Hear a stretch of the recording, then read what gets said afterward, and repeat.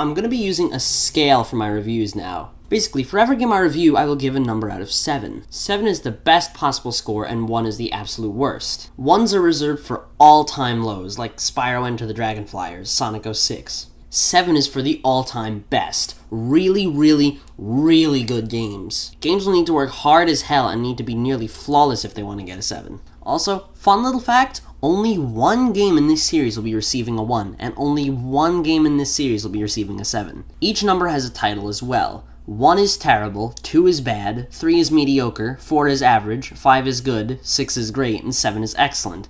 Now I realize that Crash 1 and 2 don't have ranks, so I will assign them now. Crash 1 I give a 4 out of 7.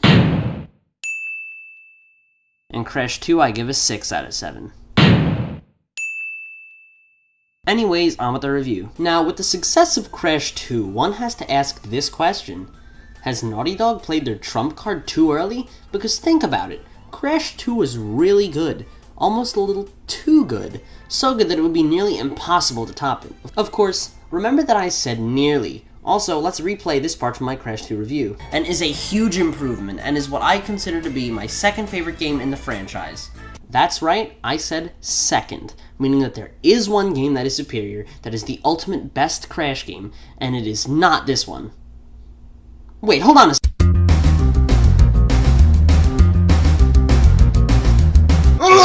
Yes, it's the review that I both desperately wanted to and didn't want to make.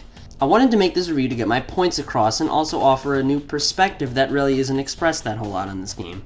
But I also didn't want to because I'm probably going to receive a lot of hate for my opinions of this game, and I'm also probably going to upset two people who I am both fans of. Those people being Digital Masterpieces and Gadgetron Watcher.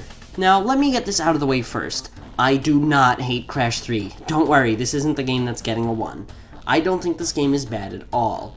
Unfortunately, this game just lies in the undesirable position of being compared to its older brother, Crash 2. I'm going to be making a lot of comparisons to Crash 2, by the way, so you should go watch that review first if you haven't already. Now, generally speaking, there are two teams when it comes to Crash. Similar to the likes of Team Edward and Team Jacob, you're either a Crash 2 person or a Crash 3 person. As you can imagine, I'm a Crash 2 person. But don't worry, I've got legitimate claims to back my statement up.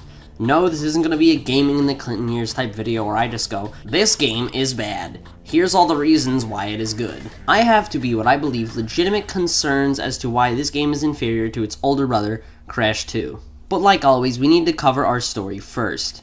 Crash 3 picks up immediately after Crash 2's true ending. By the way, the true ending is what you get for completing the game 100%. After Cortex's space station is destroyed by Crash and friends, the ruins of the device land on the grave of an almighty entity, or mask, called Uka Uka, who is voiced by Clancy Brown. Uka Uka's sinister as hell laugh gets the attention of Crash's mask, Aku Aku, who is voiced by Mel Winkler, who also apparently speaks now. This is particularly odd, as he out of nowhere just starts speaking.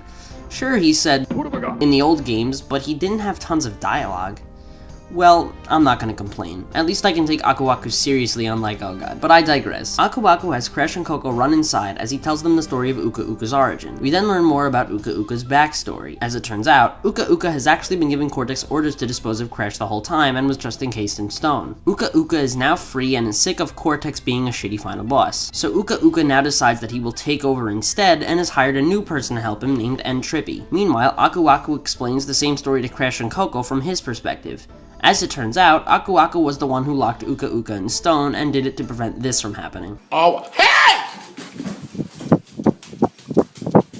Aku Aku then brings Crash and Coco to the Time Twister, which is basically the new warp room, to collect the crystals. So the game is essentially what you would expect. You go from start to finish and collect the crystals, yada yada yada, we've been through this stuff before. However, that's not all there is to this game. Vehicles make a return like last time. There are plenty more vehicles to ride around on. In fact, a little too many. Okay, no, not a little. A lot too many. This game goes way too far with the vehicle levels. They become less entertaining and more annoying. Let's compare it to Crash 2 for a second. Crash 2 had 27 levels total. You used vehicles in 9 levels. That means you're using vehicles 33% of the time. That sounds like a lot, doesn't it? Well, let's compare Crash 2 to its brother, Warped. In Warped, there are 30 levels total. You use vehicles in 17 levels. That means you're in vehicles 57% of the time. That's more than half the game. And it's nearly double the amount of vehicles in Crash 2. But wait a minute. Instead, let's exclude levels where you don't control vehicles the entire time, like Hang 8. In Crash 2's case, you use vehicles the entirety of 5 levels, which adds up to 19% of the game. In Warped's case, there's only one level where you're given a vehicle that you don't use for the entirety of the level, and that's Dynamite, meaning you're using vehicles for the entirety of 16 levels, which adds up to 53%.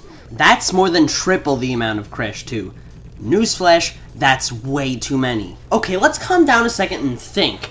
Maybe the vehicles control so well that they make a good trade-off. Yeah, this kinda sucks. Only a handful of the vehicles control well. Most feel incredibly wonky and off, particularly the motorcycle and plane, and the underwater thing. And you know what? Pretty much all the vehicles, with the exception of the dinosaur and tiger, control like ass. But the worst by far is the jet ski. Never before have I seen such terrible vehicle controls in an otherwise decent game. This thing controlled like shit. The camera was unreliable, the levels were designed atrociously, and these are the only levels that kept me from 100%ing this game. That's right, I couldn't 100% this game. Not because I'm really bad at it, but because the vehicles were so horrendous. I tried getting the gem on Tell No Tales, but honestly, I just could not be bothered. Plus, there are 4 levels of these type. 4! I can barely stand one of these things, let alone 4. Thankfully, the crappy clone of this game didn't contain jet skis, and I'm getting ahead of myself. See, the vehicles worked so well in Crash 2 because Crash 2 didn't overdo them. The vehicles served as a nice surprise. The majority of the game was spent platforming, and you got tired of that after a while. So whenever a vehicle showed up, you got excited. Now you end up controlling vehicles a majority of the time. The vehicles never got old in Crash 2 because they were rare, but in this case, they take up more than half the game. As you can imagine, they get really old. Really fast. One thing that I do enjoy, however, are oh my gosh, I can't do this. One thing that I do enjoy, however, are the variety between levels. Crash 3 takes a different approach, but I still enjoy it. Now, in addition to going to different places, we also go to different times. We go to medieval times, Egyptian times, the future, and much more. Instead of taking a natural feel, this game takes a more dense and populated feel. In terms of visuals, this game is a digital masterpiece. No pun intended. It pushed the limits of the PS1 in what was many considered to be the best looking PlayStation game of its time. That is until Spyro 2 rolled out a year later and stole that title. But it was pretty damn awesome when it came. Also, the soundtrack is excellent as always. The game, instead of taking a more environmentally diverse soundtrack, goes for a more culturally diverse soundtrack. Of course, the soundtrack can lack at times. I can't remember how the plane levels went off the top of my head, and all the bonus rounds sound exactly the same. But it's got some great level themes and some excellent boss themes, my favorite of which is Dingodiles. Speaking of the bosses, they make a return in this game, and if there's one thing this game did right, it's the bosses. The bosses felt really challenging this time around, especially Dingodile.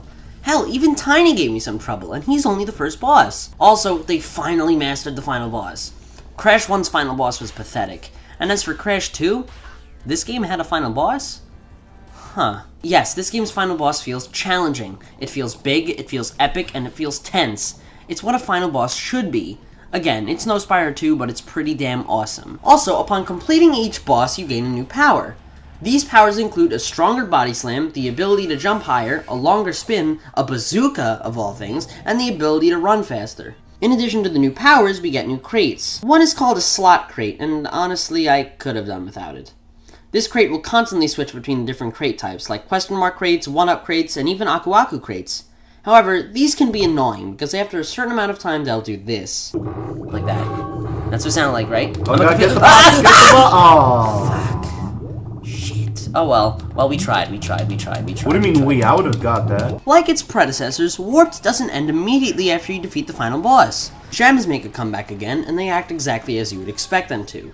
However, every single level has a gem, including the vehicle levels. Some are incredibly annoying, like the flight levels. The goal of these levels are to shoot down planes. However, there are also boxes lying around, meaning you have to get the boxes and destroy the planes in one life.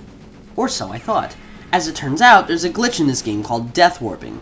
It allows you to keep any items after dying, meaning you can destroy the boxes, get the gem, and then kill yourself. When you go to destroy the planes, you won't have to worry about the boxes. As it turns out, you can do this with regular levels too, even ones with death roots. I tried to avoid using this glitch, but in the case of these damn flying levels, I just had to. However, gems aren't the only collectible this time around. This game also introduces relics. Oh boy, relics. Man, do I have quite a lot to say about the relics. To receive a relic, you need to complete the level within a certain amount of time. When you begin a time trial, some boxes will instead turn into time crates. When these crates are broken, they will freeze the clock for 1, 2, or 3 seconds. After you finish, you will be awarded a relic depending on your time. If your time was acceptable, you'll be awarded a sapphire relic. If your time is good, you'll get a gold relic. And if your time is really good, you'll get a platinum. On paper, it sounds like a good idea. But remember, every level, including the vehicle levels, have relics. This includes the crappy underwater levels and the flight levels. But not only do the relics suck for the vehicle levels, but they suck for the regular levels as well. Let's go back and listen to something I said in my Crash 1 review. As for the rest of the game, it's pretty well designed. The levels were designed with patience in mind. If you take your time and be careful with your movement, you'll find little to no trouble with this game. Thankfully, they weren't stupid enough to make time a major factor of this game. Oh. Yes. Crash 1's levels were designed with one aspect in mind. Patience. Both Crash 1 and 2 are, in terms of their difficulty, average, if you take your time with them. The instant time becomes a factor, it becomes much more challenging. Many levels in Crash 2 had moving platforms, or enemies that can only be attacked after a certain amount of time, like the henchman with the blowtorches in the sewers. Now, one would expect that the design of Crash 3's levels would change to compensate. Spoiler alert, they don't. The levels are still designed with the idea of patience in mind, but now you've got a clock over your head. Some levels work really well with time trials, like the Tiger levels, and others, not so much. Let's compare Crash 2 and 3 for a second. 2 of the levels in Crash 2 put a clock over your head. However, notice the way these levels are designed. There are platforms you need to wait for, but only in the beginning. When the timer starts, the rest of the level does not contain any moving platforms. It contains mines that move back and forth, but they can be worked around, and don't have to be waited for. Also, notice how there are 3 levels of this type. Hangate, Air Crash, and Plant Food. Notice how the only one to contain moving platforms in the middle of the level is also the only one that doesn't put a clock over your head. Air Crash.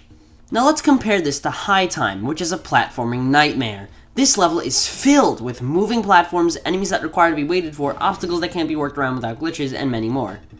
Any sensible person would see that you need to take your sweet time with it, and why wouldn't you? You've got all the time in the world after all. Or at least you used to, because now you have a clock over your head. The relics become excessively difficult and, most importantly, tedious. It's such a shame, because after all that Crash 2 went through to make sure that it was challenging and not tedious, Crash 3 feels like it took a step backwards. Keep in mind that in order to get 100%, the relics are a requirement, because after completing the final boss, a new warp room opens up, which gives you access to... oh great. More vehicle levels! To be fair, I did like one of the vehicle levels, Rings of Power. Why? Because in this case, Crash feels like he's going fast. In the other levels, he doesn't feel fast. He has to wait for water to rise and sink and for platforms to move up and down. Something else I want to address. This game's platinums are fucking brutal! Why the hell do they need to be so damn hard? How in the hell do you expect people to do them? Especially on these fucking plane levels. I just barely made the Sapphire and Mad Bombers. How the hell do you expect me to get a gold, let alone a platinum in...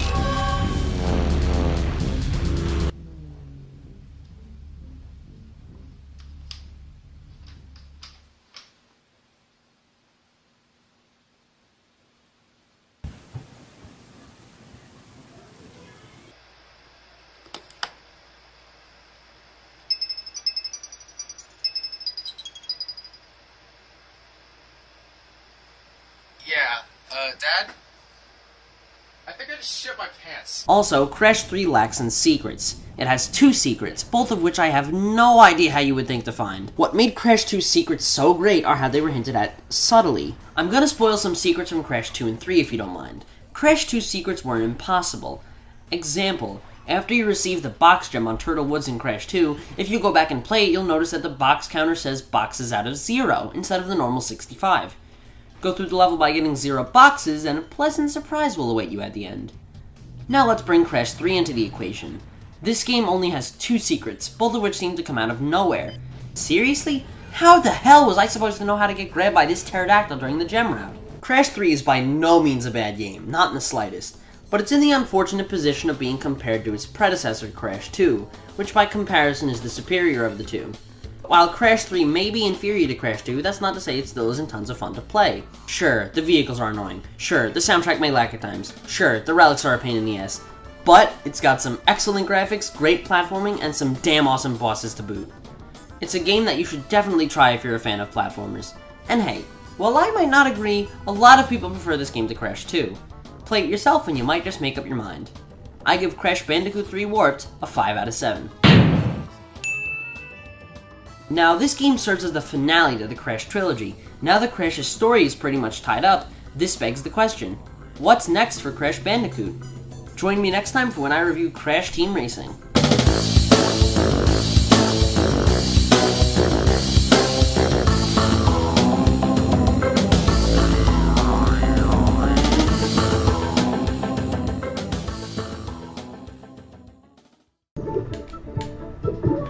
What?